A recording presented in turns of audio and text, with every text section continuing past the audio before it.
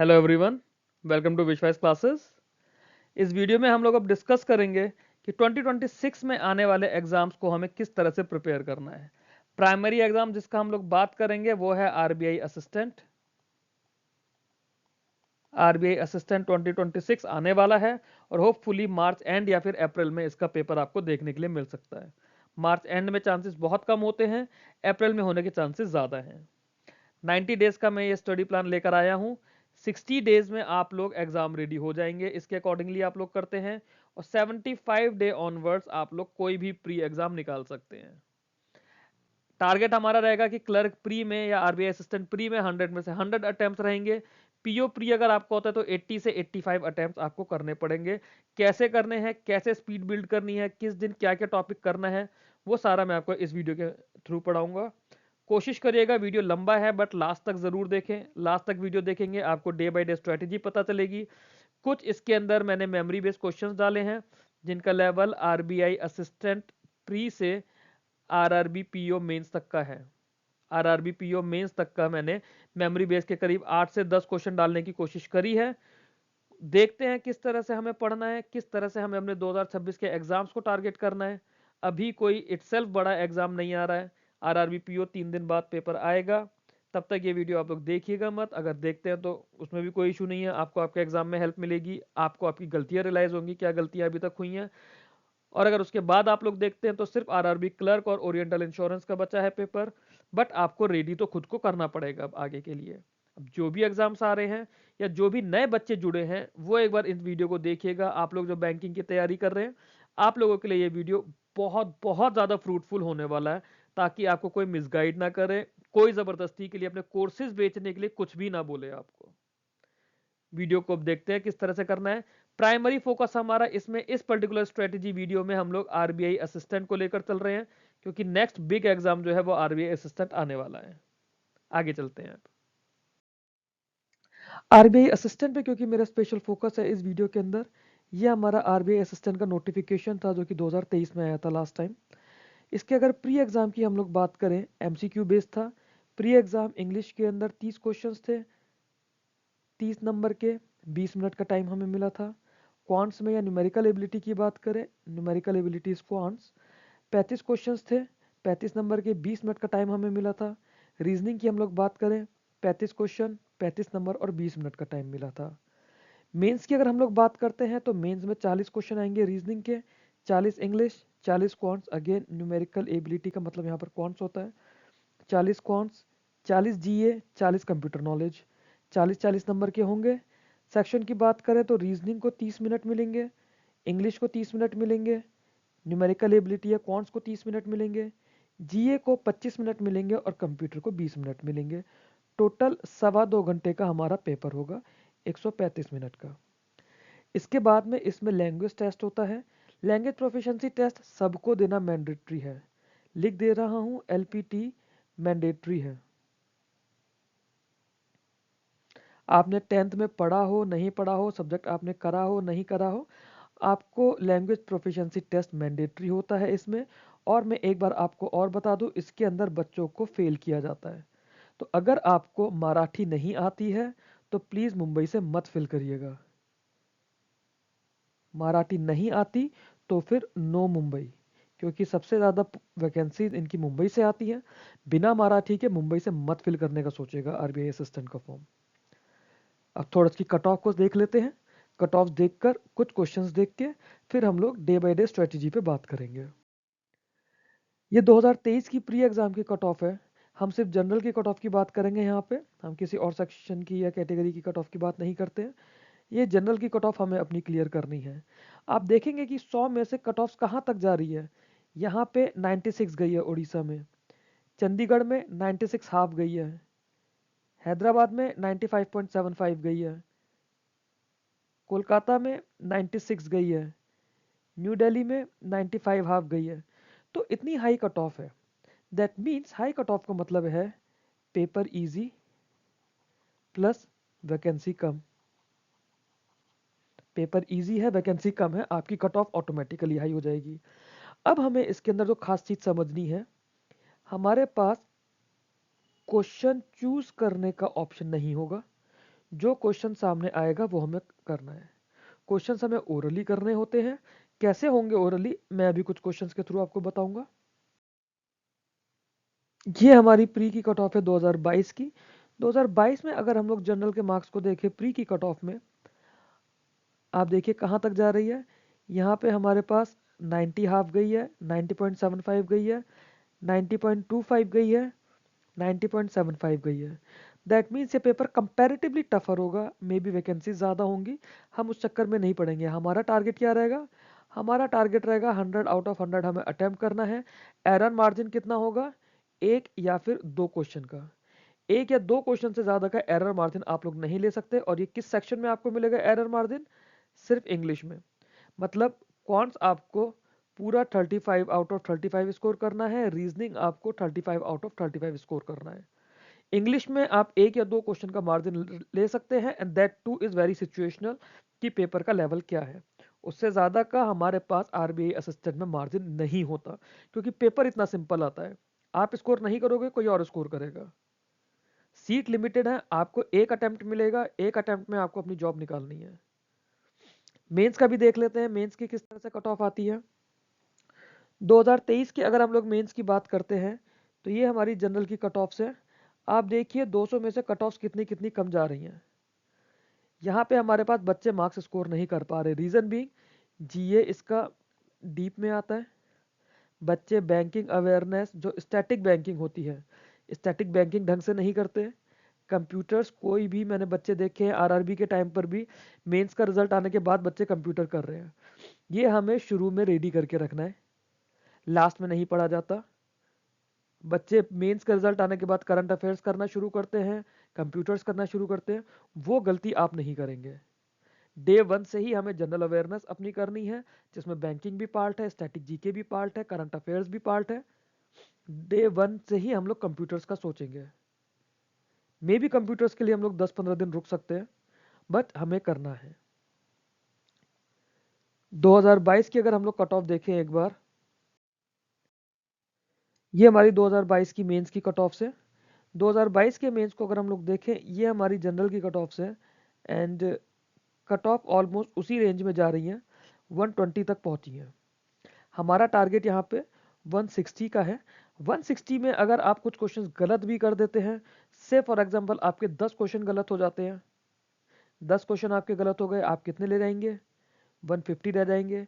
10 की आप negative marking का भी एडिशनल उसमें काट देंगे, 147.5 आ जाएंगे। और आप इसके अंदर 10 नंबर कम कर दीजिए अपने किसी भी XYZ रीजन की वजह से, तो इतना आपको करना है। स्पीड कैसे बनानी है वो मेरी रेस्पॉन्सिबिलिटी है, क्वांट्स के लिए, जीए के लिए, कंप्यूटर्स के लिए। इंग्लिश के लिए मैं कुछ सिर्फ प्रैक्टिस मटेरियल दे पाऊंगा, पढ़ना आपका काम है। रीजनिंग मैं कोशिश करूंगा, रीजनिंग की मैं श्योरिटी नहीं लूंगा, करनी आपको है। खास चीज बात यह कि इसमें जो सेक्शनल कट ऑफ होती है, प्री में तो सेक्शनल कट ऑफ देखो मैटर ही नहीं करती, क्योंकि उसमें आपको स्कोर इतना ज्यादा करना है। मेंस की भी जो सेक्शनल कट ऑफ होती है वो 2022 की 14 के अराउंड गई थी। 2023 की मेरे को ऑनलाइन मैंने सर्च करी, मेरे को मिली नहीं। 14 एवरी सेक्शन। हमारा टारगेट हर सेक्शन में 25 स्कोर करना एटलीस्ट है ही है। किसी भी सेक्शन में हम 25 से कम स्कोर नहीं कर सकते हैं। In any section we will not score below 25, चाहे वो कंप्यूटर्स हो, चाहे जनरल अवेयरनेस हो, चाहे इंग्लिश हो, चाहे रीजनिंग हो, चाहे क्वांट्स या फिर न्यूमेरिकल एबिलिटी हो। 25 is the minimum that we are setting for. और इसका ये मतलब नहीं कि सिर्फ 25 ही लेकर आना है। हम इन कट ऑफ के ऊपर डिपेंड नहीं करेंगे कि ये कट ऑफ कितनी गई है। पेपर अगर ज्यादा इजी आ गया तो हमें ज्यादा स्कोर करना पड़ेगा। I hope you are getting it. चलिए अब जरा बाकी चीजें समझते हैं इसके अंदर। एक ही सैंपल क्वेश्चन देखते हैं किस तरह का क्वेश्चन ये असिस्टेंट के प्री में आया है। ये क्वेश्चन मैंने अलग अलग पोर्टल से लिए हैं, इसमें कुछ क्वेश्चंस मेरे को अलग अलग बच्चों ने भेजे हैं। तो जहां से भी जिन भी लोगों ने क्वेश्चंस गैदर करके अपनी वेबसाइट्स पे, अपने पोर्टल्स पे डाले हैं, I am thankful to all of them. बहुत सारे अच्छे अच्छे कोचिंग इंस्टीट्यूट्स हैं, इंक्लूडिंग जिनसे मैंने खुद पढ़ाई करी है, उन टीचरों ने ये सारा काम करा है, मेहनत करी है। All the credit goes to them for the sample question. तो हम क्वेश्चन देखते हैं कि एक मिक्सचर है 156 लीटर का, दूध और पानी इसमें है, 7:6 का रेशियो है मिल्क और वाटर का। कितने लीटर पानी इसमें मिलाना है, कि मिल्क और वाटर का रेशियो 14:13 हो जाए। अब आप लोग कैसे सॉल्व करते आए हैं अभी तक मुझे नहीं पता। मैं इसको कैसे सॉल्व करूंगा अपने एग्जाम में सिलेक्शन के लिए, मैं इसको आधा सवाल क्वेश्चन पढ़ते पढ़ते हल हो जाएगा, सॉल्व हो जाएगा। कैसे? चलो शुरू करते हैं, एक बार देखना और टाइमर के साथ देखते हैं कि कितनी देर लग रही है और कितनी देर में मैं कहां तक पहुंचता हूं। A mixture contains 156 liters of milk and water in the ratio 7:6। 7 और 4 13, 13 मतलब 156, 12 वैल्यू आ गई। How many liter of water must be added to the mixture so that the ratio of the milk to water become 14:13। 14:13 milk में कोई चीज नहीं तो value 14:12 हो गई ऊपर वाली। 12 मतलब 6 हो गया, 14 से 13 गए, एक का चेंज आया, एक की वैल्यू 6। 20 सेकंड के करीब मेरे को लगा है। मैंने क्या करा इसके अंदर समझने की कोशिश करते हैं। 156 लीटर मिल्क और वाटर का रेशियो था 7:6। जैसे ही मैंने ये नंबर देखे 156, 7 और 6, ये दोनों नंबर देखते ही मेरे को सीधे एक नंबर दिखाई देगा 13, और 13 के साथ क्योंकि मैंने ये 156 पढ़ा था मेरे को दूसरा नंबर दिखाई देगा 12। स्क्रीन पे नहीं लिखा है, मुझे हवा में दिख रहा है नंबर। नंबर आपको तैरता हुआ दिखना चाहिए या आपके मन में होना चाहिए। पेन नहीं उठाना है इन सवालों पे, पेन उठाओगे आपका ये 20 सेकंड का सवाल 30 सेकंड ले लेगा। प्रैक्टिस इतनी एग्जॉस्टिवली मैं आपको कराऊंगा कि ये सवाल ओरली आप कर लो 20 सेकंड से हद से ज्यादा 22 से 23 सेकंड। तो जैसे ही मैंने ये देखा कि ये वैल्यू 12 हो जाएगी, ये वैल्यू 13 है, मेरे को दिख गया कि 7 और 6 है। फिर आगे जैसे ही मैंने पढ़ा कि कितना पानी हमें मिलाना है कि मिल्क और वाटर का रेशियो 14:13 आ जाए। मैंने देखा कि पानी मिलाया है, मिल्क में चेंज नहीं आया, तो 7 की वैल्यू 14 करनी पड़ेगी मुझे, बाय डिफॉल्ट करनी पड़ेगी। तो ये पढ़ते ही मुझे ये नंबर 7 और 6 नहीं दिखकर 14 और 12 ये नंबर दिखाई देगा। जैसे ही 14 और 12 दिखा, मेरा 13 से तो वैल्यू डबल हो ही गई, ये वैल्यू हाफ हो जाएगी, 12 की जगह मुझे 6 दिखेगा। क्यों? 14 और 12 हुआ 26, 26 इंटू 6 होता है 156। ठीक है। अब मैंने देखा कि 14 12 से सीधे 14 13 पर आना है, मेरे अंदर सिर्फ ये चेंज आया 1 यूनिट का, और 1 यूनिट की वैल्यू 6 मेरे को यहां दिख गई। मैं सीधे ऑप्शन में देखूंगा कि कौन से ऑप्शन पे 6 लिखा है और मैं 6 को मार्क कर दूंगा। इतनी सी देर का सवाल है। इस क्वेश्चन के लिए अगर आपको पेन चलाना पड़ेगा तो आपकी प्रैक्टिस बहुत ज्यादा वीक है। ऐसे ही और अगला सवाल देखने की कोशिश करते हैं। मैं 5-6 सवाल लेकर आया हूं और इन सवालों में हम लोग आरबीआई असिस्टेंट प्री से लेकर आरआरबी पीओ मेंस के सवाल हम इसी तरह से करने की कोशिश करेंगे। पेन भी चलाएंगे बट कम से कम पेन चलाएंगे। पेन का जो यूज होगा वो हमें मिनिमम रखना है, क्योंकि हमें 2-2 सेकंड करके अपने बचाने हैं। आपने 4 सवाल में अगर 2-2 सेकंड बचा लिए तो आप एक सिंप्लीफिकेशन का, एक अप्रोक्सीमेशन का आप सवाल कर पाएंगे। 10 सवाल में आपने अगर 2-2 सेकंड बचा लिए तो आप उसमें 11वां सवाल भी अटेम्प्ट कर लेंगे, और वो एक सवाल सही और एक सवाल गलत के बीच में बहुत बड़ा मार्जिन हो जाता है। चलिए अगला एक और सवाल देखते हैं। इस क्वेश्चन को अगर मैं देखूं, a man buys 2 watches for a total cost of 4000। एक घड़ी उसने 20% प्रॉफिट पे बेच दी, मतलब 5 की 6 हो गई। अगली उसने 10% लॉस पे बेची, मतलब 10 की 9 हो गई। ओवरऑल ट्रांजैक्शन में मतलब 5% प्रॉफिट हुआ। तो जैसे ही मेरे को 3 नंबर दिखे ना कि ये प्रॉफिट हो रहा है, ये दूसरी चीज है और ये बीच की वैल्यू हो गई, तो ये देखते ही मेरा दिमाग दौड़ना चाहिए कि ये एलिगेशन से सॉल्व होगा। स्पेलिंग एलिगेशन की मुझे नहीं पता सही क्या होती है, हम एलिगेशन ऐसे लिख लेते हैं, है ना। स्पेलिंग तो मैटर नहीं करती ना इस एग्जाम में कॉन्ट्स के अंदर। तो मुझे एलिगेशन का कॉन्सेप्ट पता है कि क्या होता है, कॉन्सेप्ट मुझे पता है, बट मैं नंबर देख रहा हूँ, मैं पेन नहीं चला रहा हूँ। मैं नंबर देख रहा हूँ कि 10% लॉस हुआ मतलब -10, 20% प्रॉफिट हुआ मतलब +20, 5 इसकी ओवरऑल वैल्यू आ गई, 5 ओवरऑल वैल्यू आ गई। मतलब अब आप इसके सिर्फ मन में सोचो, -10 -5 हो जाएगा, है ना भाई। जो कम वाली वैल्यू होती है उससे, है ना, उसको हम माइनस करते हैं, और जो बड़ी वाली वैल्यू होती है उस, मतलब इस तरह से रहता है ना हमारा एलिगेशन। क्या क्या कॉन्सेप्ट होता है, डियरर होता है, चीपर होता है, मीन वैल्यू होती है। ये हमारा डियरर माइनस मीन होता है, ये हमारा मीन माइनस चीपर होता है, यही तो रहता है। तो -10 के साथ अगर मैं 5 को देखूंगा तो मुझे वो 15 दिखाई देगा नहीं देगा। इसको अगर मैं एलिगेशन की फॉर्म में लिखूं 20 -10 और 5, तो क्या ये वैल्यू मुझे 15 दिखाई नहीं देगी, ये वैल्यू मुझे 15 दिखाई नहीं देगी, ये कुछ ऐसे ही आएगी ना वैल्यू। तो ये वैल्यू मुझे देखनी है, लिखनी नहीं है। प्रैक्टिस इस तरह से करनी है कि क्वेश्चन पढ़ते ही ये वैल्यू हमें दिखे। जरा मैं इसको रब कर दूं एक बार, जो ये लिखा है इसको रब कर देते हैं। तो ये वैल्यू मुझे देखनी है। कैसे देखूंगा? जैसे ही मैं देखूंगा कि ठीक है, 2 घड़ी खरीदी 4000 की, उसने पहली घड़ी बेची 20% प्रॉफिट पे, 20% प्रॉफिट देखते ही मेरे मन में ये एलिगेशन तो आएगा नहीं। मेरे मन में क्या आएगा कि 20% की वैल्यू का मतलब होता है वैल्यू 5 से 6 हो जाना। दूसरी 10% लॉस पर बेची, मतलब वैल्यू होता है 10 से 9 हो जाना। ये क्या होता है ये हम रेशियो की क्लास से समझ जाएंगे। और आप लोगों ने जिन्होंने रेशियो करा है ढंग से, जिनको आता है, पहले भी प्रैक्टिस कर चुके हैं, तो आप लोगों को पता है मैं ये क्या कह रहा हूं। ओवरऑल रिजल्ट क्या हो जाएगा? ट्रांजैक्शन का 5% प्रॉफिट। ये लाइन पढ़ते ही मेरे दिमाग में दौड़ेगा कि ये 5, 6 और 10, 9 मैटर नहीं करता, सीधे एलिगेशन लगेगा 20, 5 माइनस 10, क्योंकि मैंने ये लॉस पढ़ लिया है ना कि ये लॉस है। 20, 5 माइनस 10 देखते ही मुझे दोनों तरफ 15, 15 दिखेगा, क्योंकि जो माइनस 10 है 5 में से उसे माइनस करूंगा तो वो 5 माइनस माइनस का 10 मतलब 5 प्लस 10 हो जाएगा, और 20 माइनस 5 हो जाएगा। तो ये पढ़ते ही मुझे दोनों तरफ 15, 15 दिखाई देना चाहिए। दोनों तरफ अगर मैंने 15, 15 देख लिया तो मुझे पता चल जाएगा कि 1:1 है और इसकी कॉस्ट 2000 रुपए है। क्या करा? क्या मैंने इसमें पेन चलाया? बिल्कुल नहीं। क्या मुझे कुछ लिखना पड़ा? बिल्कुल नहीं। मुझे सिर्फ क्वेश्चन को रीड करते हुए ट्रांसलेट करा। आप लोगों ने ट्रांसलेशंस पढ़े होंगे ना, एक होती है हिंदी टू इंग्लिश, ये एक ट्रांसलेशन होती है।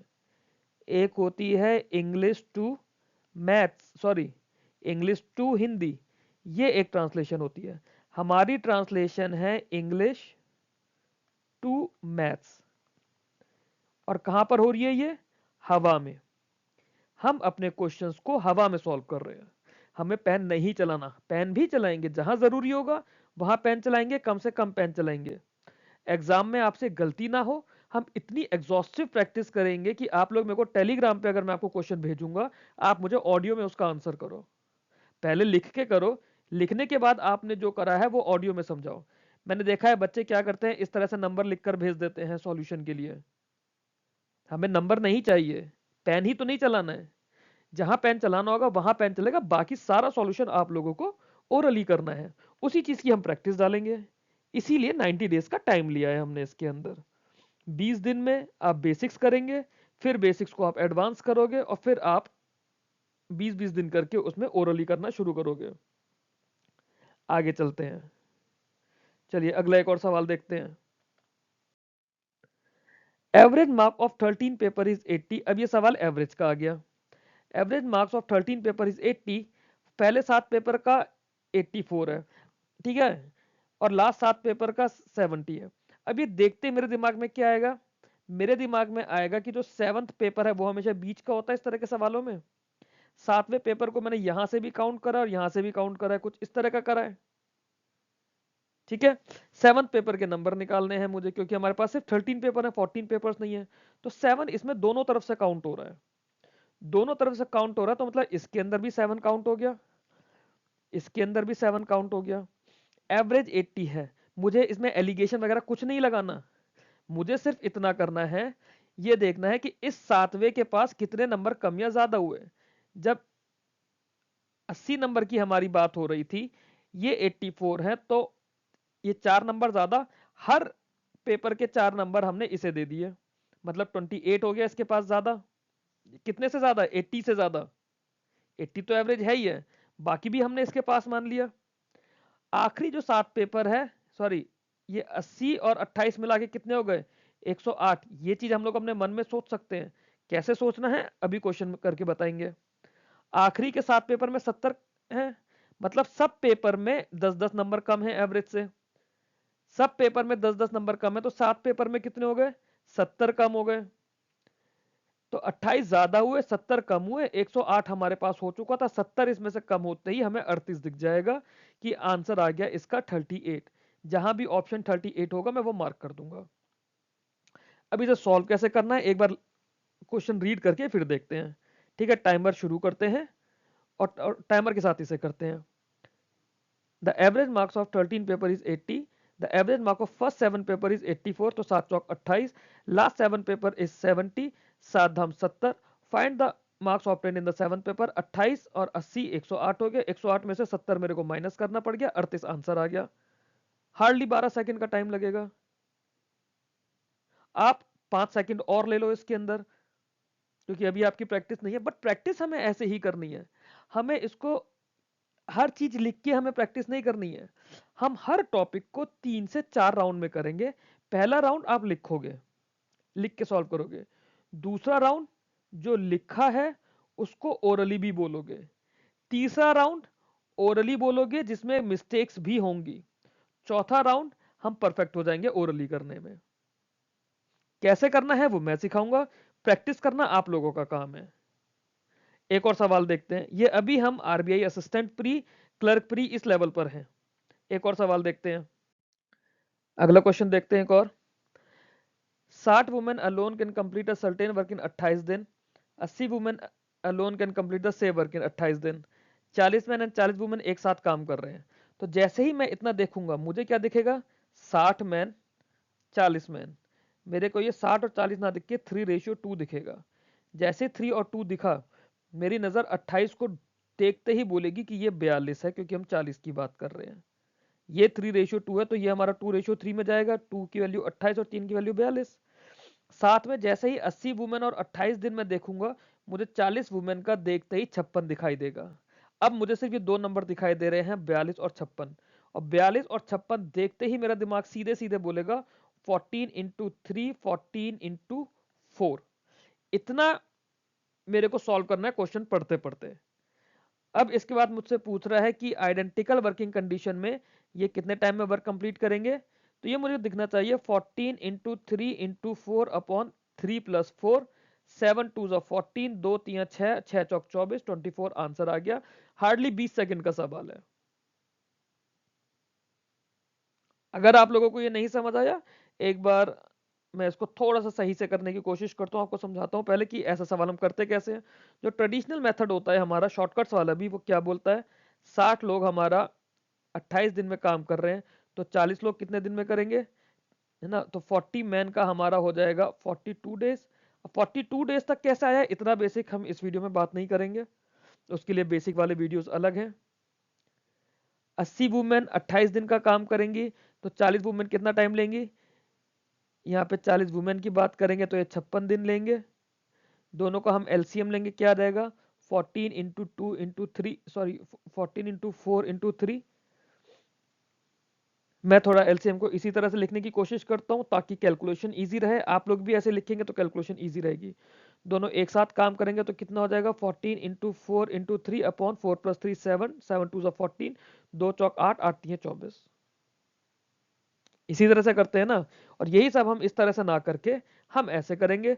It is given that 60 man alone can complete a certain piece of work in 28 दिन। 80 women alone can complete the same work in 28 दिन। If 40 man and 40 women, 40 man 60 man 28 दिन, मतलब मन के अंदर ये 42 हो गया। 80 वुमेन 28 दिन, 40 मैन मन के अंदर 56 हो गया। और ये वैल्यू मन के अंदर ही 14 इंटू 3 और 14 इंटू 4 होनी चाहिए। अब यहाँ पे चाहे तो आप एलसीएम लिख लीजिए। अगर प्रैक्टिस अच्छी है तो एलसीएम भी आप मन में सोच सकते हैं। 14 इंटू 3 इंटू 4 और 3 और 4 मिला के 7 होता है। 7 दूनी 14, 2 3 6 चौक 24। कुछ इस तरह से हमें अपने सवाल करने हैं। अब कुछ questions RRB PO mains level के देखते हैं, जो 2022 में 23 में एग्जाम्स में आए हैं। वो क्वेश्चन भी मैं यही बताऊंगा। मुझे अलग अलग प्लेटफॉर्म के थ्रू, कोरा के थ्रू, कुछ वो कोचिंग इंस्टीट्यूट जिनके थ्रू मैंने पढ़ाई की थी, सारा क्रेडिट उन्हीं लोगों का है। मेरा इन क्वेश्चंस में कोई क्रेडिट नहीं है। बस क्वेश्चन सॉल्व करने की स्ट्रेटेजीज मेरी अपनी खुद की थी, क्योंकि मैं लिखने में आलसी था, मेरे को लिखना अच्छा नहीं लगता, मेरी हैंडराइटिंग बहुत गंदी है। मैं ओरली प्रैक्टिस करता था, और ओरली प्रैक्टिस करते करते मेरी स्पीड बन गई। आगे के सवाल देखते हैं। अब यहाँ से हम कुछ क्वेश्चंस देखते हैं जो मेमोरी बेस्ड मुझे अलग अलग आरआरबी पीओ मेंस के एग्जाम के मिले थे। इन क्वेश्चंस की क्रेडिबिलिटी बस इतनी है कि कुछ बच्चों ने ये मेरे को भेजे हैं और कुछ मेरे को कोरा पर मिले हैं, कोरा पे और रेडिट पर। देखते हैं पहला क्वेश्चन क्या है इसमें। ए, बी और सी के पास टोटल 60 कार्ड्स हैं। ए के पास 25 कार्ड्स हैं। टोटल नंबर ऑफ कार्ड जो सी के पास है वो 5 less than that of B है। इतना करते मेरे दिमाग में क्या घूमना चाहिए, मुझे हवा में दिखेगा कि टोटल 60 कार्ड हैं, ए के पास 25 हो गए, तो बी और सी के पास टोटल मिला के 35 कार्ड हो गए। और जैसे ही मैं ये देखूंगा कि C has is 5 less than that of B, ये नंबर देखते मुझे 35 के ब्रेकअप दिखेंगे 20 और 15। मतलब बी के मेरे पास 20 हो गए और सी के 15 हो गए। ये जो लिखा है ये मुझे लिखना नहीं है एग्जाम में, सिर्फ मुझे देखना है। यहाँ तक पढ़ते पढ़ते इतना सवाल सॉल्व हो जाना चाहिए कि ए के पास 25, बी के पास 20 और सी के पास 15। अब बोला गया है कि कितने कार्ड्स ऐड किए जाएंगे सी के साथ so that ratio of card A B and C become 5:4:6। 5 और 4 नंबर देखते ही मुझे दिखना चाहिए कि 25 और 20 तो सही चल रहा है ना, खाली इसे मेरे को एक नंबर बनाना है। कितना नंबर बनाना है? 5 पंजे 25, 4 पंजे 20, तो 6 पंजे 30 बनाना होगा। सी के पास ऑलरेडी 15 है, तो कितने हो गए उसके पास? 30 करने के लिए 15 कार्ड और ऐड कर दूंगा, आंसर आ गया 15। इसी तरह से सवाल हमें सॉल्व करना है आगे। और 2-3 सवाल देखते हैं आरआरबी पीओ मेंस के। सारे सवाल नहीं है, सिर्फ कुछ सवाल है। कुछ सवाल इस तरह के इजी भी होंगे, कुछ में हमें पेन ज्यादा चलाना पड़ेगा, हमारे लिए वो क्वेश्चंस टफ भी हो सकते हैं।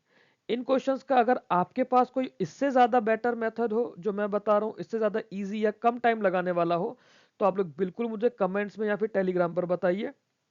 हम अप्रोच को चेंज करने की कोशिश करेंगे। फिलहाल ये मेरी अप्रोच है जिस तरह से मैं ऐसे सवालों को सॉल्व करता हूँ। Sum of perimeter of top and bottom of a right circular cylinder is 176। ठीक है, अब जैसे टॉप और बॉटम ऑफ अ सिलेंडर की मैंने बात करी, तो हमें राइट सर्कुलर सिलेंडर का शेप तो पता ही होता है ना, ऊपर भी इसका सर्कुलर होता है टॉप और बेस भी सर्कुलर टॉप होता है। 176 मतलब दोनों साइड का एरिया हो गया 2πr ऊपर का और 2πr नीचे का। ये सिर्फ अभी सोचा जा रहा है। और 176 अगर एक साइड की मुझे बात करनी हो, क्यों?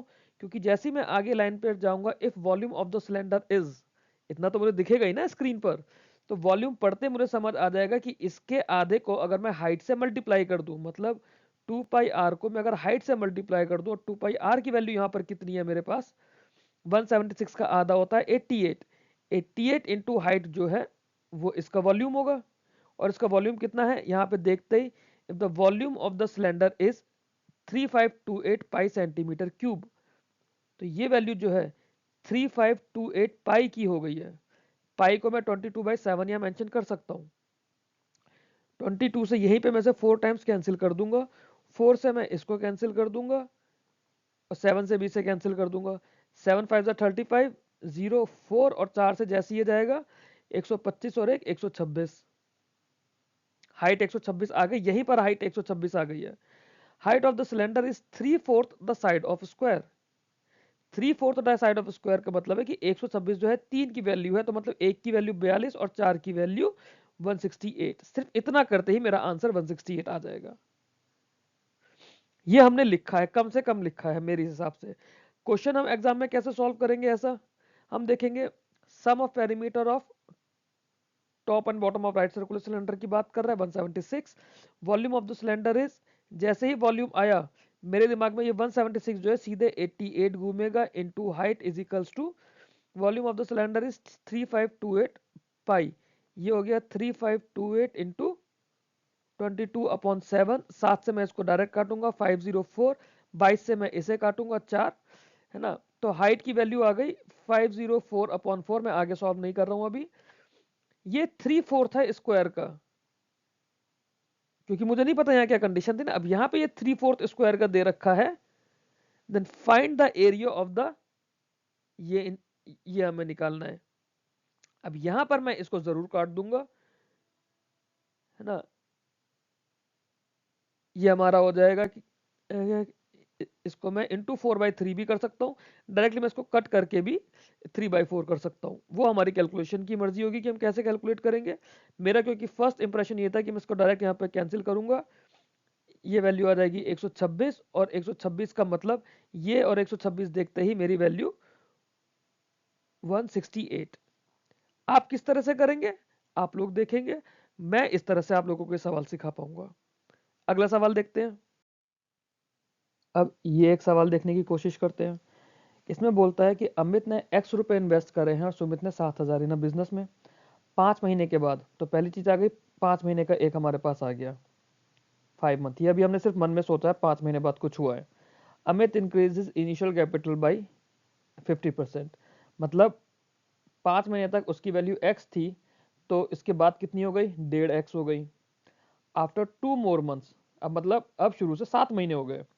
Sumit decrease this investment by 30%, मतलब पहले 7,000 थी, कब तक 7 महीने के लिए, 5 यहाँ पर आया था, दूसरा ब्रेक ये और 2 महीने बाद, 7 महीने हो गए टोटल। 7 महीने बाद सुमित की जो इन्वेस्टमेंट थी 30% कम हो गई, मतलब 7,000 से 2100 कम हो गया, तो 4900 रह गया, है ना। यहां तक पढ़ते हुए मेरे दिमाग में क्या नंबर घूम रहे हैं, x इंटू 5 और 1.5x, दूसरी तरफ 7,000 इंटू 7 और 4900। At the end of the year, end of the year होते ही मेरे मन में क्लियर हो गया कि जो x की वैल्यू है वो है x into 5 plus 1.5x into 7। 1.5x into 7 क्या हो जाएगा, 15 7 105, तो 10.5, मतलब ये मेरे को क्लियर हो गया कि इसकी वैल्यू है 15.5x। ये मेरे दिमाग में बैठ गया, मैंने अभी तक कुछ लिखा नहीं है, ये सिर्फ 15.5x मुझे याद रखना है यहाँ पे। आगे जैसे यहाँ पर हम आए थे, अब हम इसकी बात कर रहे थे, इसका हमें था कि 7,000 इंटू 7 49,000 हो गया, और 4900 इंटू 5। अब जैसे मैं सोचूंगा 7,000 इंटू 7 49,000 और 4900 मतलब 4900 इंटू 5, मेरे को दिखेगा कि 49,000 को मैं 4900 इंटू 10 लिख सकता हूँ, और नीचे जो बचे हुए 5 महीने का टाइम है वो 4900 इंटू 5, तो जो टोटल निकल कर आया ये 4900 इंटू 10, मतलब 4900 इंटू, सॉरी 15, 10 ऊपर और 5 नीचे, 4900 इंटू 15, ये मेरा रेशियो ऑफ कैपिटल हो गया या फिर रेशियो ऑफ इन्वेस्टमेंट हो गया। इसके हिसाब से मेरा प्रॉफिट डिस्ट्रीब्यूट होगा। अब ये फिगर मैं लिख दूंगा, बस ये फिगर यहां तक पढ़ते पढ़ते मैंने लिख दी है। यहां तक मैं कैसे आया इन इन फिगर तक, ये क्वेश्चन पढ़ते पढ़ते आया। यहां पे बताया कि अमित का शेयर 1550 है, टोटल प्रॉफिट इतना है, एक्स की वैल्यू निकालनी है, मतलब ये वैल्यू 1550 तो मेरे को दिख ही गई, ये वैल्यू दिख गई ना। और 3020 में से 1550 माइनस करेंगे तो देखो 1550 में आप 1500 जोड़ते तो 3050 हो जाता, मतलब 1500 से 30 वैल्यू कम, मतलब 1470, ये वैल्यू 1470 आ जाएगी। इतना मैंने लिख दिया। ये कितना जाएगा, 100 टाइम जाएगा, सीधे सीधे जा रहा है ना।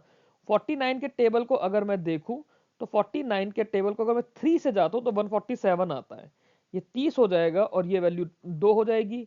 अब मैं इसे देखूंगा, ये 100 है, ये 100 है, ये 2 है, तो x की वैल्यू कितनी दिखेगी, 100 इंटू 100 10,000 बटे 2 5,000, इतनी सी वैल्यू दिखेगी। इतना सा सवाल है, मेरे ख्याल से आधे मिनट से ज्यादा का सवाल नहीं है। अगर हम इसे जल्दी जल्दी करते तो कैसे करते, अमित ने इन्वेस्ट किया है x रुपए, सुमित ने इन्वेस्ट किया 7,000 रुपए, 5 महीने बाद अमित ने इनिशियल इन्वेस्टमेंट अपना बढ़ा दिया, मतलब 5 महीने बाद 5x हो गया और अब 1.5x चल रहा है। और उसके भी 2 महीने बाद, मतलब 7 महीने बाद बात कर रहे हैं, सुमित ने डिक्रीज कर दिया 30%, मतलब 7 महीने का हो गया 49,000। ये मेरे मन में मुझे दिखना चाहिए क्वेश्चन पढ़ते पढ़ते, जरूरत है तो आप क्वेश्चन के साथ साथ बोल लो, एग्जाम में बोल के लिखो, किसी को घंटा फर्क नहीं पड़ने वाला। मैंने सारे एग्जाम बोल बोल कर दिए हैं। हाँ, तो यहां तक हमारे पास हो गया था कि ये इसका 5 महीने के लिए x है, फिर इसका 1.5x पर मंथ चल रहा है, और इसका 7 महीने तक के लिए 4900 हो गए, सॉरी 49,000 हो गया, उसके बाद 4900 बचे हुए महीने के लिए। At the end of the year, मेरे को ऑलरेडी पता होना चाहिए था कि इस तरह के सवाल में ज्यादातर एंड ऑफ द ईयर आता है, फिर भी मैंने कंफर्म कर लिया। तो एंड ऑफ द ईयर पे पहुंचने पर अमित का जो मेरे पास टोटल इन्वेस्टमेंट आ गया वो 5x प्लस 1.5x इंटू 7, क्योंकि 7 महीने बचे रह गए ना, तो ये मेरा 15.5x आ गया। मैंने 15.5x यहाँ पे लिख दिया है। और यहाँ पे जब मैं चल रहा था तो 49,000 इसका एक आया था, और फिर बचे हुए 5 महीने के लिए 4900 इंटू 5, ये फिगर 49,000 4900 इंटू 5, ये देखते मैं देखूंगा कि 4900 इंटू 15 ये हो गया है दोनों का कैपिटल। अब यहाँ पे मैंने ये लिखी है पहली चीज। आगे मैं देखूंगा कि अमित का शेयर 1550 है, इसके नीचे मैंने 1550 कर दिया 1550, और इसके नीचे कितना हो जाएगा बचा हुआ, दोनों नंबर को देखूंगा, बचा हुआ मुझे 1470 दिखाई देगा। 1470 दिखाई देते ही मैं देखूंगा कि 49 3 जा 147 होता है, ये 100 बचा रह गया, और ये वैल्यू 100 ऑलरेडी है ना। 30 से ये करूंगा तो 2 हो जाएगा, ये 50, तो आंसर मेरा सीधे 5,000। इतनी सी देर का सवाल है, इससे ज्यादा आपको इसमें कुछ नहीं करना। हो सकता है कि कुछ क्वेश्चन इससे ज्यादा टफ आए हों हमारे एग्जाम में, आए भी होंगे, after all RRB PO mains का सवाल है। बट अगर इस तरह का भी सवाल हमारे पास आ रहा है तो ये हमें इतनी सी देर में ही करना है, ताकि हम आगे के सवालों के लिए अच्छे से टाइम मैनेज कर पाए। अब ये आप लोग देखिए यहां तक, और बाकी आने वाले सवालों से कि हमें किस तरह से करना है। आगे थोड़े से सवाल देखते हैं। एक ये सवाल देखते हैं, इसमें है ए और बी किसी पार्टनरशिप में जा रहे हैं, इन्वेस्ट किया है x plus 1800 x minus 1200 for the same time period.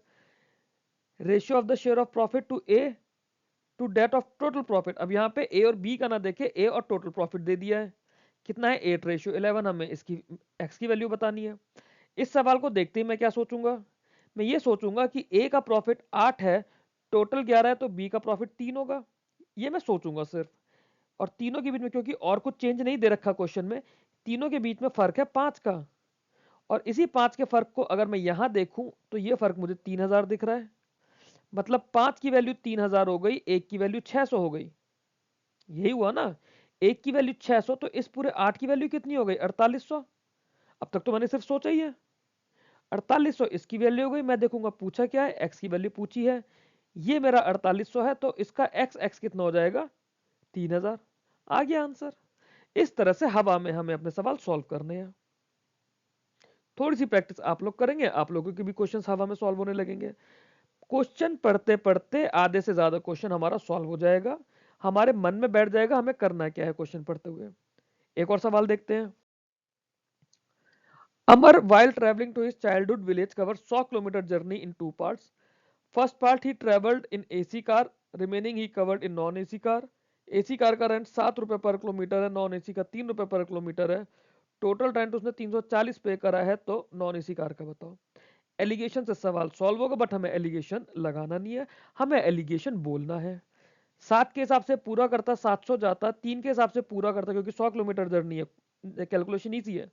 7 के हिसाब से पूरा करता 700 जाता, 3 के हिसाब से पूरा करता 300 जाता। 700 300 340, 3 नंबर मेरे को दिखे हैं, तो एक नंबर मेरा कितना हो गया, एक नंबर मुझे 40 दिखेगा और एक नंबर 360 दिखेगा। एक नंबर 40, एक नंबर 360। मैं डायरेक्ट देख सकता हूँ 1:9 आ रहा है। 1:9 मतलब एक पार्ट मेरा इसका 10 किलोमीटर हो गया, दूसरा पार्ट मेरा 90 किलोमीटर हो गया। तो मतलब जो ज्यादा रुपए पे ट्रेवल करा है, क्योंकि नंबर्स में देख रहा हूं ना, ज्यादा रुपए पे जो ट्रेवल करा है वो मेरा 10 आंसर आ गया। हार्डली 20 सेकंड का सवाल है आरआरबी पीओ मेंस का। मुझे नहीं लगता इससे ज्यादा इसमें आपको टाइम लगाने की जरूरत पड़ेगी। एक और सवाल देखते हैं। Ramesh spend 16% of his allowances on books, ठीक है। He spend remaining amount on travelling and tuition in the ratio 4:3, ठीक है। If difference of money spent on travelling and tuition is 602, find the approximate value of his allowance. हमें दो चीजें हो गई, पहला अप्रोक्सीमेशन का काम करना है, दूसरा इसमें कुछ और दे नहीं रखा, तो जो कुछ है यही डेटा है। दोनों के बीच में एक का डिफरेंस है, एक की वैल्यू 602 हमें दी हुई है। क्योंकि हम अप्रोक्सीमेट पे काम कर रहे हैं, हम इसे 600 मान लेंगे। 600 मानते ही ये मेरे को 7 जो है ये मेरे को 4200 दिखाई देगा, है ना। 7 4200 दिखाई देगा ना, 4 + 3 7, 7 की वैल्यू 4200। और जैसे ही मैंने 16% ये देखा था, मुझे पता चल गया था कि रिमेनिंग अमाउंट 84% है। 84% की वैल्यू 4200, मतलब उसका आधे का 100। 84 का आधा 42 और इसका 100, मतलब 42 का 100 कितना 4200। तो पूरे का वैल्यू कितना 100% थी, 100 का आधा हुआ 50, और 50 का 100 कितना हुआ 5000। आंसर आ गया 5000। ओरली सॉल्व करना है, कुछ करने की ही जरूरत नहीं थी इसके अंदर तो। और अगला सवाल देखते हैं। तो अब यहां तक हमने देखा कि हमें किस तरह के सवाल हैं, किस तरह से उन्हें अप्रोच करना है। अब सबसे पहले हमें कब दिन में क्या पढ़ना चाहिए, ये मैंने अपने अकॉर्डिंगली एक चीज डिजाइन करी थी। सबसे पहली चीज, आप लोगों के एग्जाम का सेंटर मॉर्निंग का सेंटर होता है। 7 बजे लोगों की आरआरबी पीओ मेंस की रिपोर्टिंग है, 8 बजे यूजुअली बाकी एग्जाम्स की रिपोर्टिंग होती है। दिन का भी हो सकता है ना, बट हमें इस टाइम के हिसाब से रेडी रहना है। इस टाइम के हिसाब से रेडी रहना है, तो आप ये मानकर चलिए 7-8 बजे की रिपोर्टिंग के लिए 7 बजे यूजुअली आपको घर से निकलना है। 7 बजे घर से निकलने के लिए 6 बजे आपको उठना पड़ेगा। तो अपना रूटीन बनाइए कि डेली सुबह 6 बजे उठना है। रीजन बीइंग, हमें एग्जाम रेडी रहना पड़ेगा। एग्जाम में हम हल्का सा भी इफ एंड बट का स्कोप नहीं रखेंगे अपने लिए। मॉर्निंग में उठ के सबसे पहले प्रीवियस डे के करंट अफेयर्स को रिवाइज करना है। प्रीवियस डे का करंट अफेयर्स बोल बोल कर रिवाइज करेंगे, जैसे आप किसी को सुना रहे हो। बोल बोल कर रिवाइज करना है। 10 मिनट का टाइम लगेगा इसमें, 10 से 15 मिनट, क्योंकि आपने लिखा हुआ होगा। माई वर्ड इज, आपको लिखना पड़ेगा। ये रिवाइज करने के बाद आप सबसे पहले रीजनिंग के 10 पजल लगा लीजिए, 10 पजल या फिर सीटिंग अरेंजमेंट। बेसिक से शुरू करिए। अगर वीडियोस देख रहे हैं, आपका बेसिक नहीं है, अगर वीडियोस देख रहे हैं तो वीडियो के थ्रू 3 से 4 पजल्स, वीडियो के थ्रू अगर आपको करना है तो वीडियो के थ्रू आपको 10 नहीं करना है, आपको 3 से 4 पजल्स करने हैं। देन आप आएंगे अर्थमेटिक पर।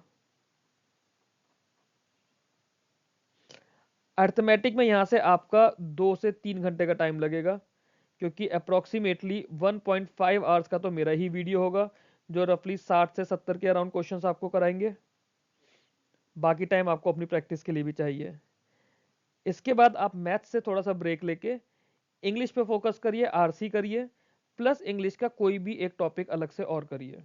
जैसे हमारा क्लोज टेस्ट हो गया, पैराजम्बल्स हो गया, कोई वीडियो हो गया ग्रामर रिलेटेड, सेंटेंस करेक्शन हो गया, फिलर्स हो गए, इस तरह का कोई एक टॉपिक आप अलग से करिए।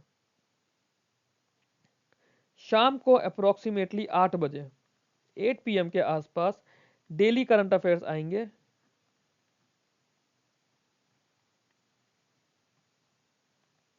वो आपको करने हैं, इन्हें आप लिखेंगे। नहीं लिख पाएंगे, अगर मैं आपको वीडियो प्रोवाइड नहीं कर पाया तो मैं वीडियो अगले मॉर्निंग में दूंगा, तो ये दोनों चीजें आपस में स्वैप हो जाएंगी। मॉर्निंग और इवनिंग का जो करंट अफेयर्स का टाइम है वो आपका स्वैप हो सकता है, उसकी मैं गारंटी नहीं ले सकता कि हर दिन रात को ही आएगा या फिर किसी दिन सुबह आएगा। रीजनिंग के लिए जो आप करेंगे, अब मैं जरा इसके बाद वाली स्लाइड में सब्जेक्ट बाय सब्जेक्ट बताता हूं डेली हमें क्या क्या करना है। ठीक है, सबसे पहले हम अपने सब्जेक्ट्स की अगर बात करें, पहला सब्जेक्ट है मेरा क्वांट्स। क्वांट्स का हमें एक चीज करनी है अर्थमेटिक, दूसरी चीज हमें करनी है 10 सेट DI। अगर आप वीडियो के थ्रू करेंगे तो आप 5 सेट करिए, डायरेक्ट करेंगे तो 10 सेट करिए। तीसरी चीज करनी है miscellaneous topic. Miscellaneous topic schedule में जिस दिन मैं बोलूंगा उस दिन करिएगा। मिसलेनियस टॉपिक्स में हमारे पास क्या है, नंबर सीरीज है, रॉन्ग नंबर सीरीज है, सिंप्लीफिकेशन है, अप्रोक्सीमेशन है और क्वाड्रेटिक इक्वेशन है। किसी भी तीनों में से किसी भी चीज के 20 क्वेश्चंस डेली आपको करने हैं एज पर द शेड्यूल। दूसरी चीज की अगर हम लोग बात करते हैं, हमारे पास क्या है, रीजनिंग आ जाती है। रीजनिंग में सबसे पहले आपको अगर वीडियो से करेंगे तो आपको 5 सीटिंग अरेंजमेंट या पजल करने हैं, डायरेक्ट करेंगे तो आपको 10 सीटिंग अरेंजमेंट या पजल करने हैं। वीडियो में कम इसलिए क्योंकि हमारे पास टाइम लिमिटेड है, कुछ दिनों के लिए आप वीडियो देखने के बाद तो फिर आपको डायरेक्ट करने ही पड़ेंगे। इसके अलावा 20 क्वेश्चन मिसलेनियस। अब यहां मिसलेनियस में क्या आता है, हमारे पास ब्लड रिलेशन आता है, सिलोजिज्म आता है, और हमारे पास रैंकिंग एंड डायरेक्शन आ जाता है। फिर हमारे पास अल्फा न्यूमेरिक सीरीज आ जाती है, और भी जो कोई छोटे मोटे बचे हुए टॉपिक्स हैं रीजनिंग के सीटिंग अरेंजमेंट पजल के अलावा, वो आपको ये डेली करना है। अगला हम इंग्लिश की बात करते हैं। ब्लू कलर नजर नहीं आ रहा, लाइट ग्रीन करके देखते हैं। अगर हम इंग्लिश की बात करते हैं, इंग्लिश का जो मैंडेटरी पार्ट है वो है 2 रीडिंग कॉम्प्रीहेंशन। आपको एडिटोरियल में पढ़ने के लिए नहीं बोलूंगा, न्यूज़पेपर नहीं रीड करना, रीडिंग कॉम्प्रीहेंशन की प्रैक्टिस करनी है। डायरेक्ट पैराग्राफ उठा के करना है और उस पर बेस आंसर करने हैं। हम एडिटोरियल पढ़ के हम सिर्फ रीडिंग सीखते हैं, उसे कॉम्प्रीहेंड नहीं कर पाते। हम रीडिंग करेंगे एडिटोरियल की ही और उसी के आंसर्स देंगे तो हमारे पूरे आरसी की प्रैक्टिस हो जाएगी। डेली 2 आरसी करने हैं प्लस एक टॉपिक। ये एक टॉपिक कौन सा होगा, this one topic could be cloze test, parajumbles, fillers, sentence correction. इन चारों में से कोई भी एक टॉपिक आपको डेली करना है। फिर इसके बाद जो आपके पास टाइम बचेगा, ये आपका प्राइमरी टाइम बचेगा जनरल अवेयरनेस का। तो आपको डेली करंट अफेयर्स लिखने हैं। डेली करंट अफेयर्स राइटिंग कैसे लिखने हैं ये आप लोगों को मैं बताऊंगा 2-3 वीडियोस के थ्रू कि आप लोग शॉर्ट में लिख पाएंगे। सोर्सेज, एक सोर्स आपके पास मेरा रहेगा, दूसरा आप कोई भी सोर्स फॉलो कर सकते हैं। बहुत सारी अच्छी अच्छी वेबसाइट्स हैं, मैंने भी ऐसे ही किसी वेबसाइट को फॉलो करके करा था। सोर्सेज आप लोग कोई से भी ले सकते हैं करंट अफेयर्स के लिए, जरूरी नहीं कि मुझे ही फॉलो करें। मेरे पास बहुत सारे बच्चे अभी आईबीपीएस पीओ मेंस के इंटरव्यू के लिए थे, उनमें से मैंने कुछ बच्चों को देखा, कुछ बच्चों को मुझे पता चला कि आरआरबी पीओ मेंस के रिजल्ट के बाद उन्होंने कंप्यूटर अवेयरनेस और करंट अफेयर्स पढ़ना शुरू करा है। तो कंप्यूटर अवेयरनेस तो हमारे सिलेबस का पार्ट है, हम अपने शेड्यूल में करेंगे, शेड्यूल आगे मैंने बताया हुआ है डे बाय डे का। करंट अफेयर्स हमें डेली लिखना है और उसको रिवाइज करना है। करंट अफेयर्स के 2 टाइम होंगे, एक या तो मैं इवनिंग में आपको वीडियो दूंगा या फिर मॉर्निंग में वीडियो दूंगा। अगर इवनिंग में वीडियो दिया तो अगली सुबह आपको वो रिवाइज करना है अपने हाथ का लिखा हुआ। अगर मॉर्निंग में वीडियो दिया तो इवनिंग में आपको वो वीडियो रिवाइज करना है। लिखना आपको पड़ेगा अपने रजिस्टर में। मैं एक दिन किसी वीडियो में अपने पुराने नोट्स को दिखाने की कोशिश करूंगा किस तरह से मैं लिखता था, या फिर मैं आप लोगों को लिखा हुआ प्रोवाइड करूंगा। लिखना पड़ेगा फिर भी आप लोगों को। अगर मैं पीडीएफ भी दूंगा तो पीडीएफ से लिखना पड़ेगा। ये आप मेरी बात मानकर चलिए, लिखना मस्ट है। 40 नंबर की आपकी जनरल अवेयरनेस अगर एग्जाम में आती है तो 40 में से 30 मार्क्स हमें मिनिमम यहाँ टारगेट करना ही करना है। ये 30 नंबर है, ये कट ऑफ से सिलेक्शन और रिजेक्शन के बीच का फर्क बनाते हैं। ये पॉइंट आपको नहीं छोड़ना है। सेम कंप्यूटर अवेयरनेस के लिए है, कंप्यूटर अवेयरनेस के भी आपके नोट्स होने चाहिए प्रॉपर। जो भी ये थ्योरेटिकल चीजें हैं इंक्लूडिंग बैंकिंग अवेयरनेस, जो static banking and financial awareness है, उसके भी आपके नोट्स होने चाहिए। मुझसे पीडीएफ ले लो, उसको प्रिंट करा लो, अंडरलाइन करके पढ़ो या लिख लो, वो आप लोगों की मर्जी है। बट किसी भी तरह आपके पास ये नोट्स होने चाहिए। लास्ट में मैं आपको फिर बता देता हूं, लास्ट में क्या दिक्कत होती है। इस स्लाइड में लिखने की जगह नहीं है, तो अगली स्लाइड पे चल के आपको बताता हूं। ये मैं आपको अपने एक्सपीरियंस से बता रहा हूं।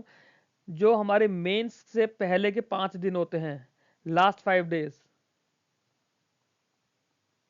5 लास्ट डेज की हम लोग बात करें, जो मेन से पहले के 5 दिन होते हैं, डेली 2 महीना रिवाइज करना होता है।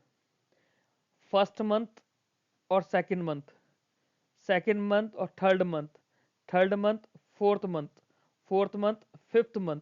यहाँ पे फिर से फर्स्ट मंथ और सेकंड मंथ। कुछ इस तरह से हमें रिवाइज करना होता है अपने करंट अफेयर्स को। एक दिन में 1 महीना कैसे रिवाइज करेंगे?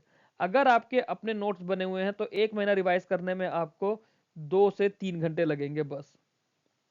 अब आप सोचिए कि पूरा महीना अभी तक आप लोग कर रहे हैं, आपको कितना कितना टाइम लग रहा है 1 महीने का करंट अफेयर पूरा करने में। एमसीक्यूज के थ्रू भी अगर आप 1 महीने का करंट अफेयर करते हैं प्रॉपर, सारी न्यूज कवर करके, सारे एमसीक्यूज कवर करके, तो आपको 4-4 घंटे लग जाएंगे। उसमें भी पूरी न्यूज कवर नहीं होगी, सिर्फ एमसीक्यू का पार्ट कवर होगा।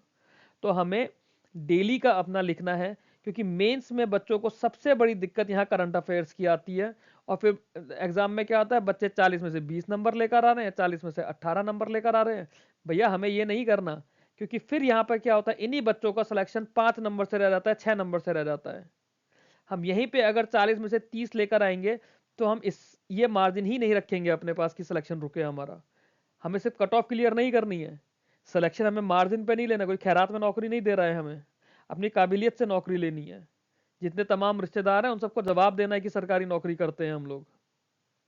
तो करंट अफेयर्स के लिए मैं बार बार बोलूंगा, करंट अफेयर्स डेली लिखने की आदत डाल लीजिए।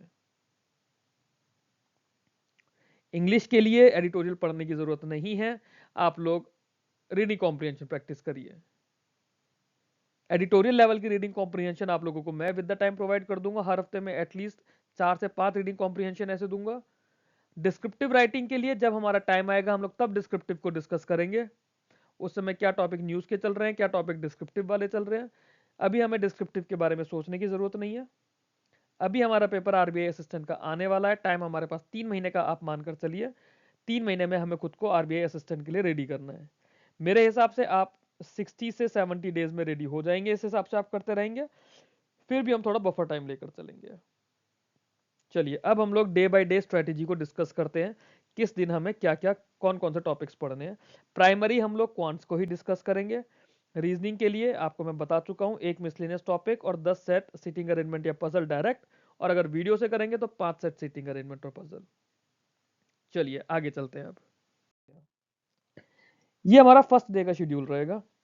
पहले दिन क्वांट्स में हमें रेशियो करना होगा, रेशियो के कम से कम 50 क्वेश्चन। मैं जो आपको वीडियो प्रोवाइड करूंगा, मेरे ही वीडियो में अप्रोक्सीमेटली 75 क्वेश्चंस हैं। तो अगर आप इन वीडियो के क्वेश्चंस को भी 2 बार कर लेते हैं अगर, तो आपका रेशियो टॉपिक इटसेल्फ, सिर्फ और सिर्फ रेशियो की बात कर रहा हूँ, पार्टनरशिप और मिक्सचर्स की नहीं, रेशियो का टॉपिक आपका ऑलमोस्ट कंप्लीट हो जाएगा। बट अब आपको क्या करना है, आपको सब कुछ डेली करना है। रीजनिंग में आप डेली 10 सीटिंग अरेंजमेंट या पजल्स करेंगे, और 10 का मतलब होता है 10 सेट, जिसमें एक सेट के अंदर 5 सवाल होते हैं या 4 सवाल होते हैं। और ये सिर्फ और सिर्फ आपको सॉल्यूशन बनाकर नहीं छोड़ना है, उसके क्वेश्चन भी सॉल्व करने हैं, क्योंकि एग्जाम में सीटिंग अरेंजमेंट या पजल का अरेंजमेंट बनाने के बाद हमें उसके सवाल भी सॉल्व करने होते हैं, वो भी थोड़ा सा टाइम लेता है, तो वो प्रैक्टिस हमें करनी है। रीडिंग कॉम्प्रिहेंशन, हमें एडिटोरियल नहीं पढ़ना,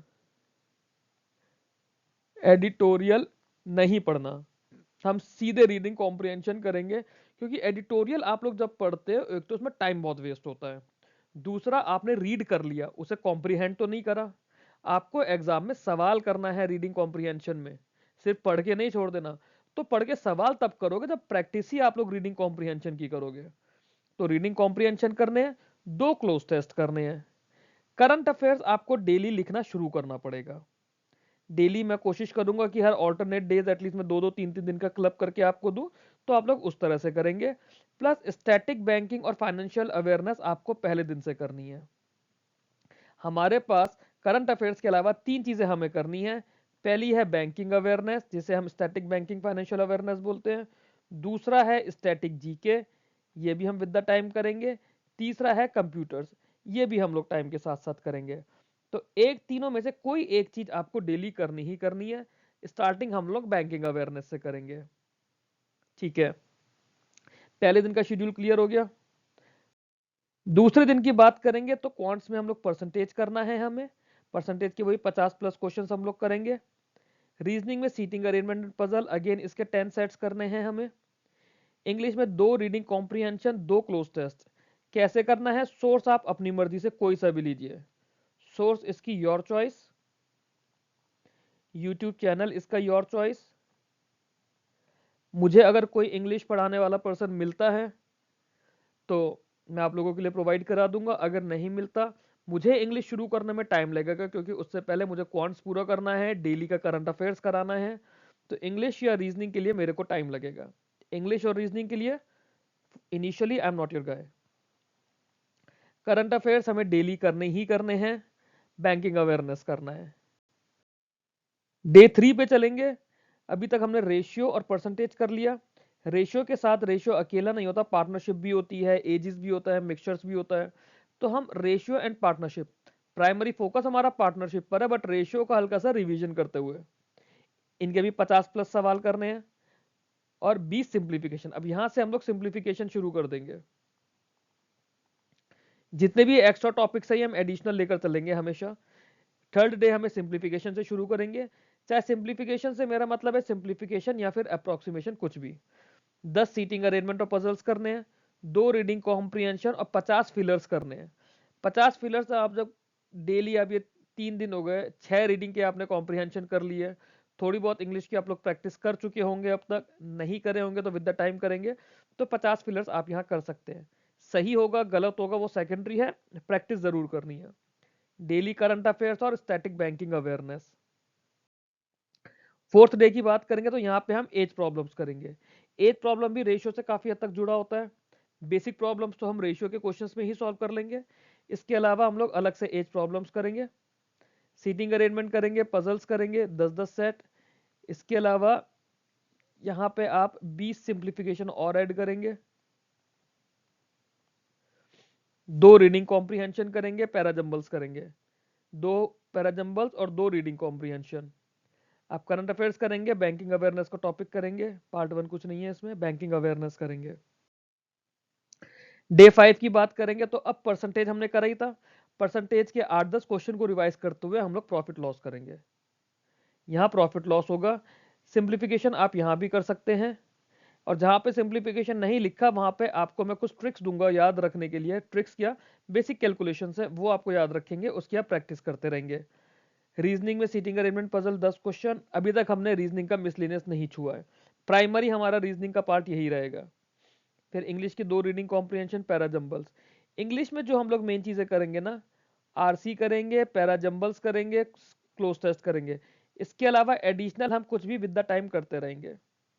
जीए के daily current affairs, static banking, financial awareness. Day 5 में रेशियो के साथ एवरेज मिला के करेंगे। डीआई की क्लास, डीआई के कुछ वीडियोस आपको मैं प्रोवाइड करूंगा।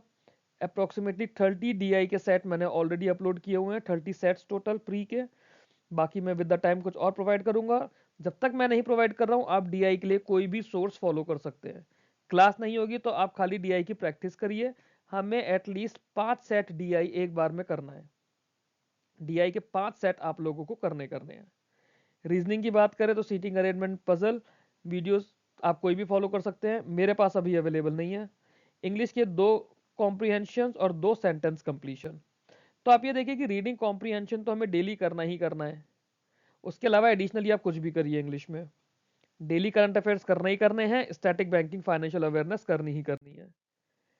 डे 7 में रेशियो को हल्का सा अपना कॉन्सेप्ट देखते हुए सीधे हम लोग जाएंगे मिक्सचर एलिगेशन पे। डीआई करेंगे, साथ में सीटिंग अरेंजमेंट पजल्स करेंगे, 2 रीडिंग कॉम्प्रीहेंशन और 50 फिलर्स। डेली करंट अफेयर्स करेंगे, स्टैटिक बैंकिंग, फाइनेंशियल अवेयरनेस करेंगे। इसको डबल एल कर देते हैं, फिलर्स। 7th डे पे हम लोग नंबर सिस्टम करेंगे। एग्जाम में नंबर सिस्टम का भी अक्सर एक क्वेश्चन आ जाता है, स्पेसिफिकली मेंस में। मेंस में नंबर सिस्टम आ जाता है, एक बार इस टॉपिक को करके हम कंप्लीट कर देंगे। डीआई करेंगे, साथ में नंबर सीरीज का मैं आप लोगों को वीडियो बना कर दूंगा। अप्रोक्सीमेटली 50 क्वेश्चन होंगे नंबर सीरीज के एक वीडियो में। कैसे जल्दी करना है, क्या लॉजिक्स होते हैं, वो सारा मैं आपको बताऊंगा। सीटिंग अरेंजमेंट पजल्स के साथ साथ यहां पर आपको अपनी थोड़ी स्पीड बढ़ानी पड़ेगी। अब आप इनपुट आउटपुट करेंगे, 2 से 3 सेट एटलीस्ट आपको इनपुट आउटपुट करने हैं। चाहे तो आप यहाँ पे सीटिंग अरेंजमेंट पजल के सेट को कम करके 5 कर दीजिए और इसको आप 5 सेट इनपुट आउटपुट कर दीजिए। 2 रीडिंग कॉम्प्रिहेंशन करिए। किसी भी टॉपिक पे वीडियो करेंगे, टॉपिक से मतलब है यहाँ पे जो ग्रामर वाले टॉपिक्स होते हैं, किसी भी टीचर का कोई भी टॉपिक देख के, चाहे नाउन का करिए, सेंटेंस वर्ब करेक्शन करिए, या कुछ टीचर्स हैं जिनके कुछ रूल्स हैं, मेरे को नाम एग्जैक्टली नहीं पता उन लोगों के, निमिषा मैम है शायद, और या ऐसे और भी टीचर्स हैं जिनके कुछ रूल्स हैं, नंबर ऑफ रूल्स, उनका आप कर सकते हैं इंग्लिश। वो सब लोग बहुत अच्छे टीचर्स हैं। डेली करंट अफेयर्स आपको करने ही करने हैं, स्टैटिक बैंकिंग, फाइनेंशियल अवेयरनेस करनी ही करनी है। 9th डे को हमने क्वांट्स में बफर रखा है। अर्थमेटिक का टॉपिक हमारा बफर है। आप क्वाड्रेटिक इक्वेशंस करेंगे ही करेंगे, डीआई की क्लास करेंगे। बफर इसलिए रखा है कि पिछले टॉपिक्स में कुछ भी इशू है, लास्ट का कोई टॉपिक आप किसी वजह से नहीं कर पाए, मैं किसी वजह से कोई टॉपिक टाइम लिया आपको नहीं दे पाया, तो इसलिए एक बफर डे यहाँ पे रखा है। रीजनिंग का वही रहेगा, सीटिंग अरेंजमेंट डेली करना है, साथ में अल्फा न्यूमेरिक सीरीज के आप 5 सेट्स कर लीजिए। इंग्लिश की बात करें, 2 reading comprehension, 2 cloze test. Daily current affairs करेंगे, स्टैटिक बैंकिंग, फाइनेंशियल अवेयरनेस करेंगे। 10th डे पे SICI करेंगे, इसके क्वेश्चंस होंगे, डीआई के आप लोग करेंगे अपने अकॉर्डिंगली। सीटिंग अरेंजमेंट पजल्स आप लोग करेंगे, 2 reading comprehension, 2 parajumbles. GA as it is चलता रहेगा, प्लस यहाँ पर आप अब 20 नंबर सीरीज के क्वेश्चंस भी करेंगे।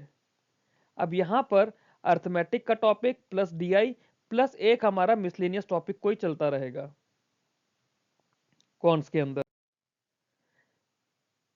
फिर 11th डे पे भी हमने SICI रखा है, डीआई करेंगे, साथ में सीटिंग अरेंजमेंट पजल्स करेंगे, शिलॉक्स की प्रैक्टिस करेंगे, 2 reading comprehension, 2 parajumbles, daily current affairs, static banking, financial awareness.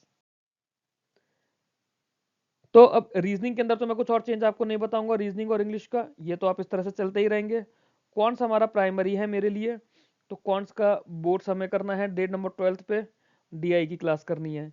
इसके अलावा एक मिसलेनियस टॉपिक में क्या होता है, हमारे पास नंबर सीरीज होती है जो कि रेगुलर भी होती है, रॉन्ग नंबर सीरीज भी होती है, या फिर सिंप्लीफिकेशन होता है, अप्रोक्सीमेशन होता है, या फिर क्वाड्रेटिक इक्वेशन होती है। इसके अलावा जो डेटा सफिशिएंसी वाले सवाल हैं या क्वांटिटी 1 क्वांटिटी 2 वाले सवाल हैं, वो हम लोग मेंस के टाइम पे करेंगे जब हमारा प्री हो जाएगा। और इसी शेड्यूल के अंदर वो आगे उसका टाइम आएगा। डे 13 पे हम लोग ट्रेन्स करेंगे, डीआई करेंगे, रीजनिंग, इंग्लिश, जीए आप इस तरह से करते रहेंगे। सीटिंग अरेंजमेंट पजल्स देखिए, कोडिंग डिकोडिंग देखिए। डे 14 पे हम लोग टाइम स्पीड डिस्टेंस करेंगे, डीआई की क्लास करेंगे, नंबर सीरीज करेंगे। डे 15 फिर से हमारा अर्थमेटिक के टॉपिक का बफर डे है। बाकी डीआई और सिंप्लीफिकेशन आप चलता रहेगा आप लोगों का। रीजनिंग, इंग्लिश, जीए इस तरह से आप करते रहेंगे। डेली करंट अफेयर्स लिखना बहुत जरूरी है। कैसे लिखना है, मैं एक वीडियो जो आप लोगों को बनाकर दूंगा करंट अफेयर्स का पहला, उसी के थ्रू आप लोग समझ जाएंगे कि पूरी न्यूज को शॉर्ट में किस तरह से लिखना है। डे 16 में हम लोग क्वांट्स में टाइम एंड वर्क करेंगे, डीआई की क्लास करेंगे, सीटिंग अरेंजमेंट पजल्स और ब्लड रिलेशन रीजनिंग का होगा।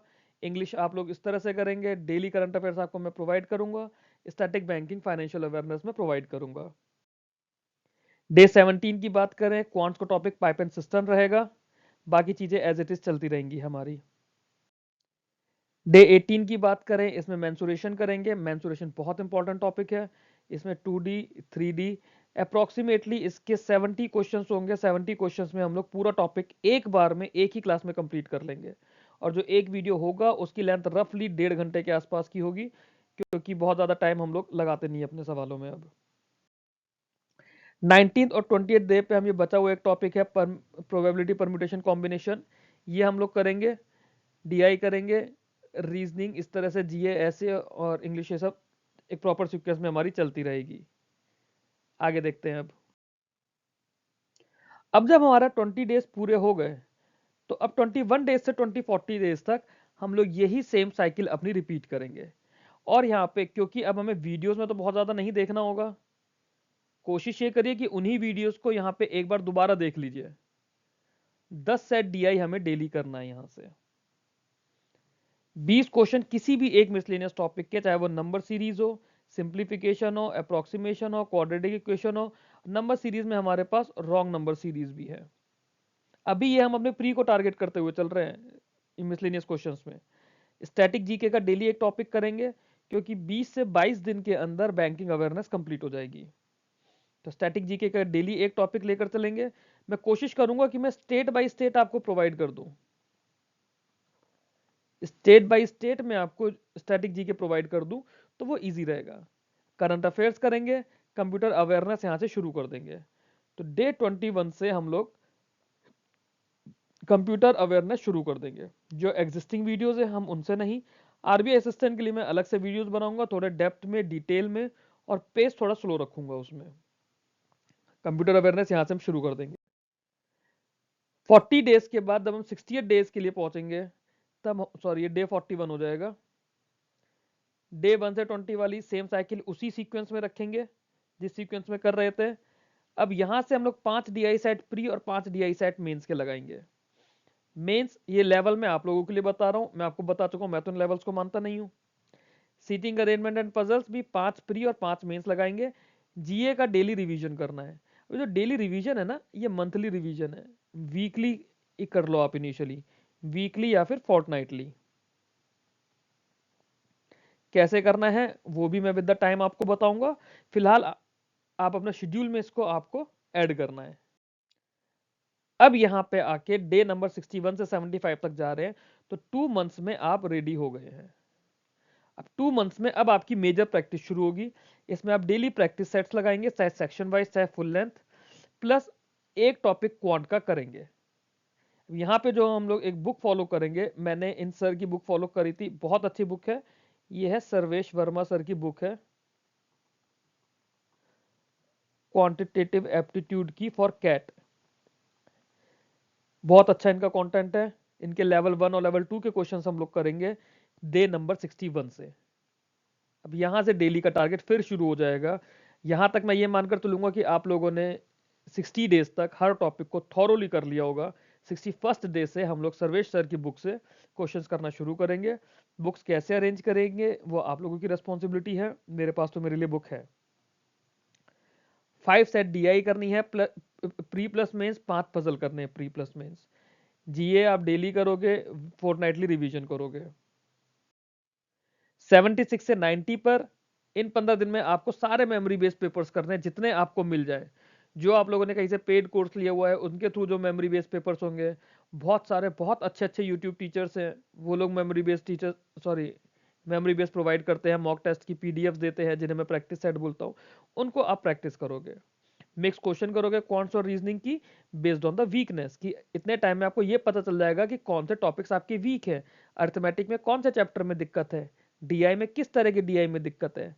And then 10 set DI, 10 set puzzle seating arrangement pre mains level अपने अकॉर्डिंगली। जीए का आपका डेली रिवीजन होता रहेगा, ये आप लोग करते चलेंगे।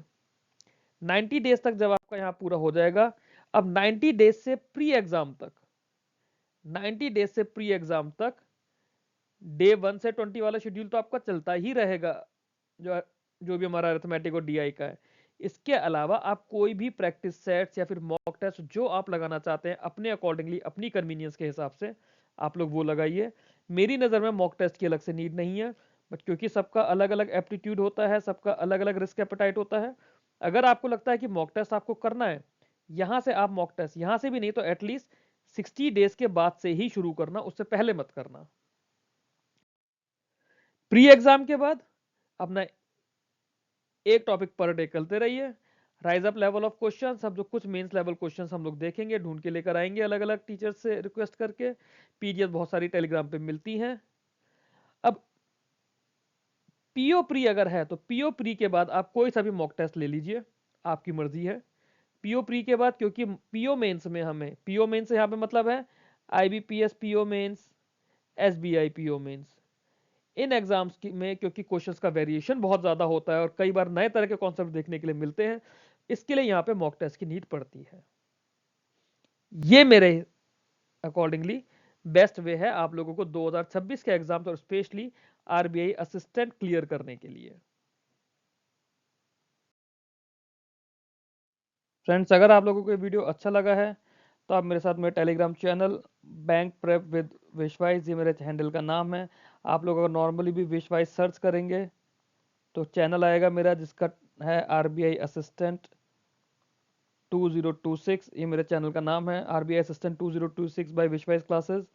इसके थ्रू आप जुड़िए मेरे से, जो भी आपके फीडबैक्स हैं, आपके डाउट्स हैं, वहाँ पे आप मेरे से डायरेक्टली कम्युनिकेट करके डिस्कस कर सकते हैं।